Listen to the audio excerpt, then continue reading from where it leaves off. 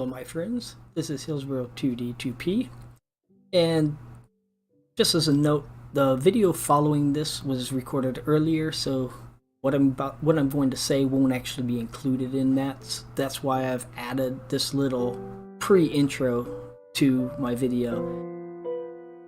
This channel and this actual playthrough video series just does not seem to be taking off. So I think I'm going to probably discontinue doing it. It's just, I mean, it's probably because there are like hundreds of these out there that it's just not one that people are picking up on. However, I will continue to do different types of like mod and block spotlights over time. Also, I want to apologize for there being so much time between the last video and this one, if by chance you are watching it. It's my real life caught up to me, and I just didn't have the time to actually go through and make these videos. There's a lot involved for me in processing them, and I just didn't have the time to put into it. So about that, I apologize. And like I said, if by chance you did watch this video or my previous videos, I appreciate it. But I will, like I said, I will not completely discontinue this. I will continue to do like mod spotlights and block spotlights. I feel like I'm actually probably better at that than I am at actually doing playthrough videos. Yeah, with that said, and if you really were interested in this, I will probably follow up this series of videos with a tour of my final project, or final product, if just for those who are interested, because I will be continuing to play this playthrough. I just won't be recording it. With that, I'm gonna lead it off into the video, and I hope you enjoy it. Thank you again, and bye. Hello my friends, this is Hillsboro 2D2P, and welcome back to my Stoneblock 2 playthrough. This is episode 5. And let's begin. First thing we should do is look at the quest book, see what I've done. Well, from this perspective, you can see not a whole lot. I've gotten Wicked Water done, which I'll go into a little bit. And other than that, let's see, we got, yeah, did a few upgrades, but I think most of these were from prizes that I got, rewards. Got a couple more chickens done, the flint chicken. And, where is he? I don't actually see him, even though I did do him. It is the soul sand chicken, but I actually do not see him on the list. He may not be one of the vital ones, so I may not actually get any type of credit for him. But yeah, cows, I haven't actually done any. I mean, I got a milk cow and a water cow, but no real progress other than that. Here I actually made an inferium furnace. And it'll be kind of a waste of time, but it will be better as time goes on. It's still good for those occasional things that I have to fire by themselves. Like say if I need a stack of charcoal right away, I mean I can just throw it in there and walk away. Nothing, of course, from Draconic Revolution or any of the rest of them. But with that being said, okay, let's actually move on to the tour itself.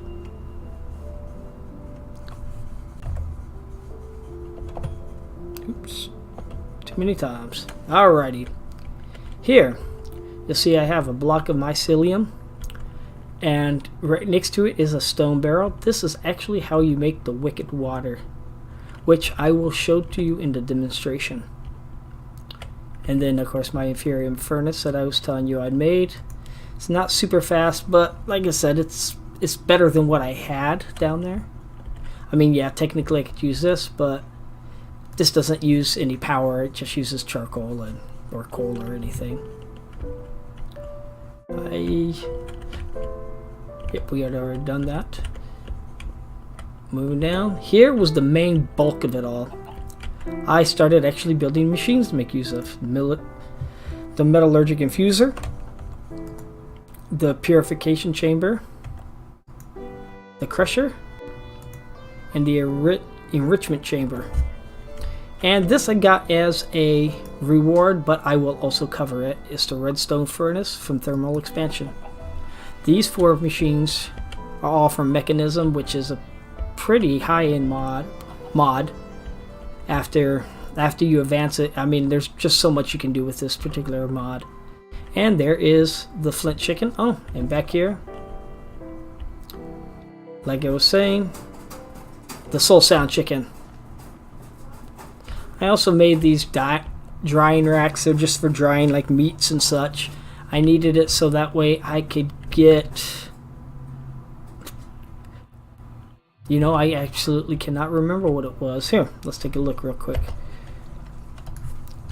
Okay, we'll just do drying rack. And then we will see what it can actually make. There's not much here that it can possibly do, so let's take a look at it. Various things.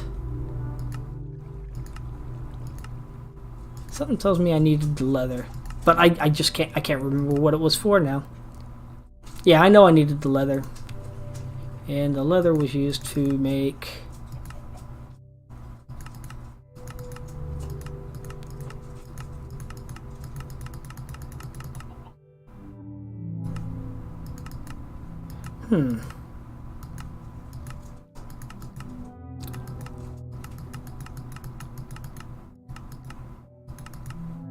Man, I cannot seem to find it or remember.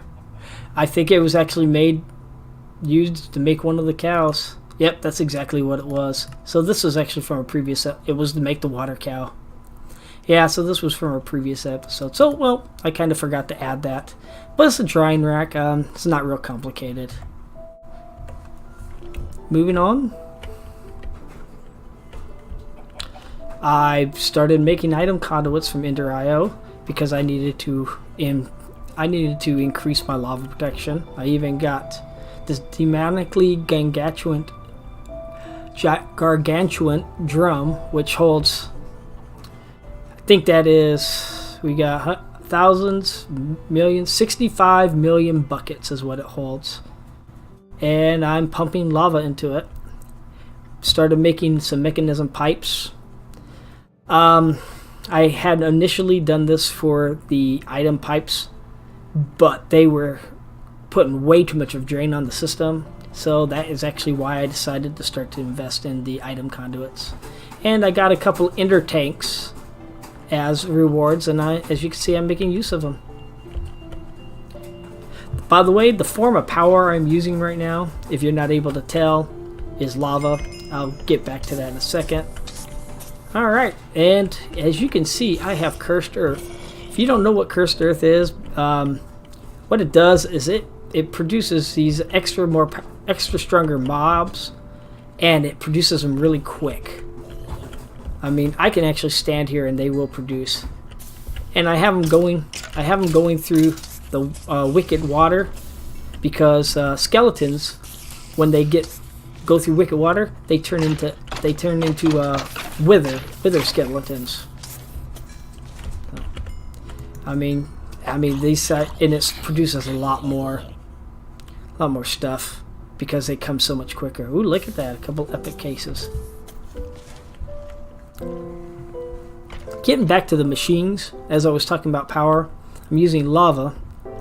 Behind here, I have actually set up magmatic dynamos like the one I had made earlier, and they are producing the power that actually runs these bad boys. And all the lava they're using is coming through here and coming out through the ender tank. With that being said, I think that is about it for the tour. So now let us move on to the block spotlight demonstration portion of the video. Welcome to the workshop. And let's get started on the block spotlight demonstration portion of the video. Right, over here we go. We will start with the different Mekanism machines that we started with. First is the metallurgic infuser. This is designed to actually make different circuits, as well as steel, which just requires a type of coal and a piece of iron. It goes through and it will create what is called I believe it's refined iron dust. That is not steel though. You put more steel in here, put more coal in there, and then you end up with steel dust, which you can later refine into steel ingots. But like I said, it also does different types of circuits, which are needed to make the various machines. The requirements for making this is iron in each corner, one osmium ingot in the middle, 2 redstones to the side, and then 2 furnaces, one on the top, one on the bottom, gets you your metallurgic infuser. Next item on the list was an enrichment chamber. This is the first step in the smelting process. It just requires, what you put an ore in here and it processes it. Actually, I believe I have this out of order. I believe it's the purification. Well, we'll cover that in the demonstration. But the enrichment chamber, it is a process in ore tripling. Actually, you can actually take one ore and turn it into 3 ingots. The recipe for this is 4 redstone dust, 1 in each corner, 2 iron ingots, 1 to either side, basic control circuit. These are one of the items that are require the metallurgic infuser to create, and you need 2 of those, and then you also need a steel casing. Next item is the crusher. One would think that this should be the first part of the ore refining process, but it is not. And we will get into that, like I said, in the demonstration portion of it. Basically, you take the next item in line, and it produces something else. I can't remember exactly what it is producing, but we will look at the end of the. Again, the recipe for this is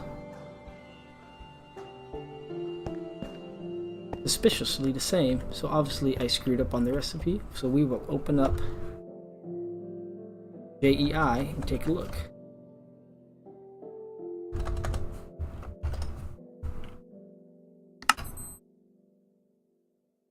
Alright, that was my mistake. Instead of iron ingots, it was lava buckets. So 4 redstone dust on the corners, 2 basic controllers, 1 on the top, 1 on the bottom, steel casing, and lava buckets. That's where my mistake was. I mean, they were so similar, I guess I just kept repeating. Okay, next item, purification chamber. Yeah, I believe this is actually the first one that you actually have to do. Matter of fact, I think I may have went in reverse. But anyways, make this requires 2 advanced control circuits, which again are made in a metallurgic infuser. 4 enriched alloy, which are also made in the metallurgic infuser. An osmium ingot, 2 osmium ingots, and an enrichment chamber. So you have to actually make this before you can actually get this. Outside of Mekanism, which I used for actually smelting, was the redstone furnace. This required a machine frame, a redstone, 2 bricks, 2 copper gears, and a redstone reception coil. You get the redstone furnace. Now getting into the different different types of conduits and such for power and item movement. And we got the basic logistic transporter, which requires 2 steel ingots and a basic controller. Again, metallurgic infuser. This is the metallurgic infuser should be the very first machine you make if you're working in Mekanism. Next on the list is the advanced logistical transporter. It's the next step up from the basic. It requires 8 basic logistical transporters plus an enriched alloy, and that will get you 8 advanced logistic transporters. This, by the way, will get you 8 basic logistic transfer. Next we have the basic mechanical pipe. This is actually for transferring fluids. In order to make this, you need a bucket and 2 steel ingots, and you will get 8 of them. And then of course the advanced mechanical pipe requires 8 of the basics plus 1 enriched alloy. The basic universal cable is a cable designed for transferring power, and these are pretty awesome. They can transfer just about any power if memory serves correct.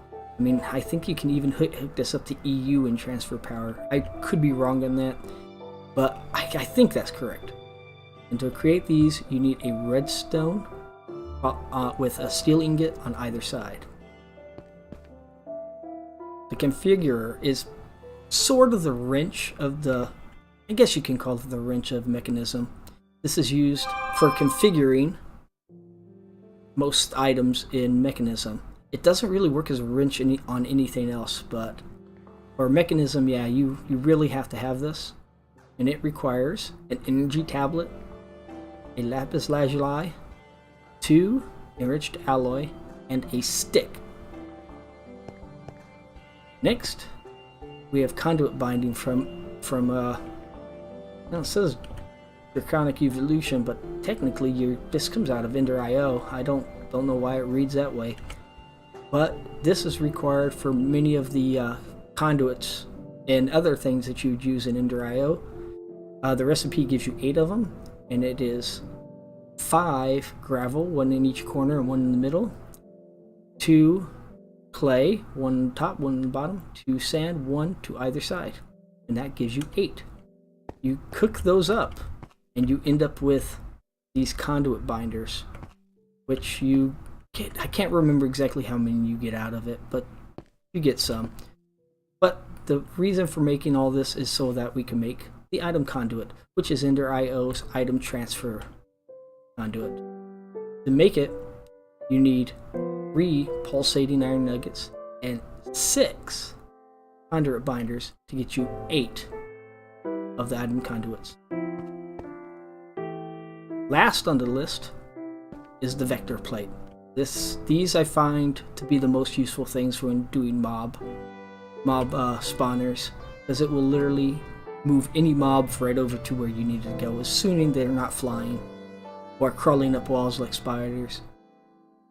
In order to make this, and you get, I didn't put the number, but you get more than 1 out of this, requires 2 iron ingots, some sort of slime ball, doesn't matter what kind, sugar, and then 2 stone blocks. That will give you, like I said, you get more than 1, but you get vector plate. And how these work is, just pushes the mob or you. You can stop it from pushing you by actually sneaking. My sneak button is not working properly right now, but by sneaking. Okay, and let's move into the demonstration portion of the video.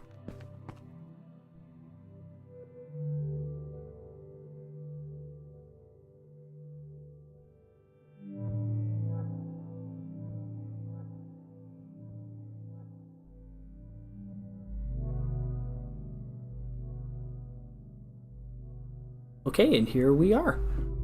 To get started, we are going to work with all the Mekanism machines, as well as the redstone furnace. I've used a creative energy source in order to power these, so that way we're not running anything else. I don't have to worry about fuel. And I've got basic universal cables running to each of them to send the power. Okay, for the purification table, it requires some sort of a catalyst. In this case, I'm using flint, which I think is probably the least productive. But it's easy to get, and this was early on. But there are like gases and stuff you can put into this that I believe will actually last longer. But these produce oxygen. You put the item in, it processes it. Important item here is this item configurer. Here you can configure any of the sides to input and output various things. Like if I want to, I can actually set this so that the back only takes energy, but it's not necessary. The important ones are the input and the output. For this, I have it being inputted through the top, which I'm not actually inputting through the top, but I could put like a chest or something there and it would pull it in. This will output it to the right. The thing is, you need to have this auto eject button pushed so that way you can automatically do it, or you're gonna have to put some sort of pipe that will pull it out. But since we're basically kind of running like a daisy chain of machines, this is all that's needed. You can also change it to energy, where you want, how you want to configure energy. I've never found a use for it myself, but I'm sure there is. Somebody out there came up with some sort of awesome engineering plan that actually uses this. Here it shows you what kind of how much power it's using, and in the various forms. Where I use RF, so we have it on RF. You can actually lock it so that way if you're playing on a server, only you can get it, or you can set it to trusted individuals, public. You later will be able to put upgrades, like a muffle upgrade is very important because these suckers make a lot of noise. Set it so that way you can it uses less energy, and you can also put speed upgrades in, which will speed up the process. Then of course you can control it with redstone by this button down here. I'm not going to go back through these buttons on the other ones because they are all the same. Next in line we got the crusher. See, I told you I had it backwards. And like I said, all the same stuff. The items will actually do it. The items from the purification table, will take a little while. But each one of this is going to actually produce 3 items out of it. And they are iron clumps. And this will process those iron clumps and next into the enrichment chamber, which will take dirty iron dust that the crusher made, and it will clean it up and create pulverized iron. Pulverized iron is getting heated by the furnace and becomes an iron beacon. Became A1. I already had 3 of them in here from my testing. But there you are. So on to the redstone first. It works a lot like Mekanism. It has a lot of the same type of buttons. You have redstone control to decide if you want to control with redstone. Configure the sides for input outputs. Be able to tell how much power it's using. Little information button to tell you a little bit about it. And then this button is augments, which you can't use until you actually upgrade it. All thermal expansion machines can be upgraded to different tiers, and then it creates and it gives you a greater number of augments for each, but it allows you to put things in that increase the amount of energy it can hold, speeds it up, makes it more productive, that type of thing. And here you can actually put items in to charge it if you don't actually have a specific, if you have like batteries and such, you can put the batteries in and it will charge them. That said, we will move on to this portion of it, which is going to be about transfers. And to show how this works, take half of these. Here we have the basic logistical transporter. Like I said, this is for transferring items. As you can see, I have no items in here. This is where the configurer comes in. You need to come over to the very edge, and then you not right click, left. Nope. Obviously, I don't know what I'm doing either. So, hold on a second. Be another one.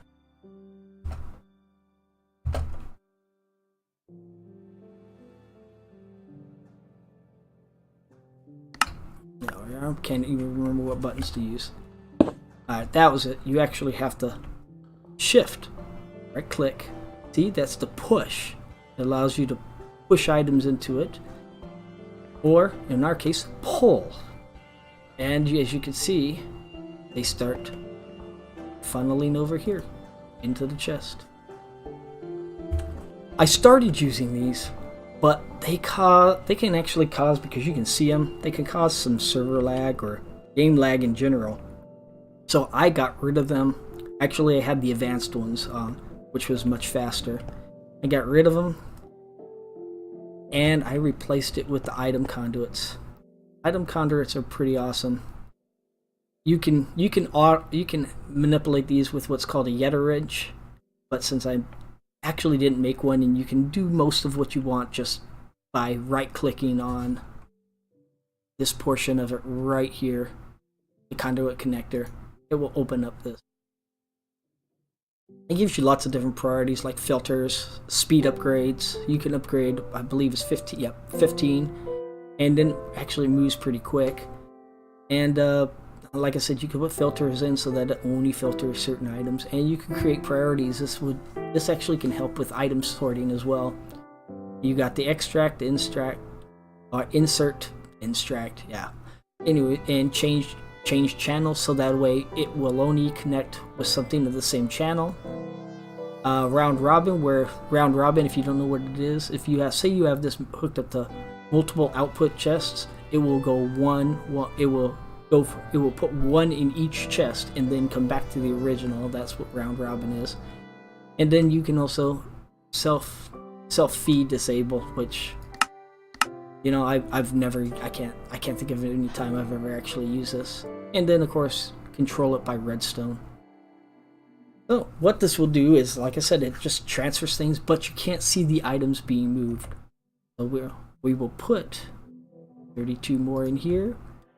Oh, I'm gonna have to take them back out too.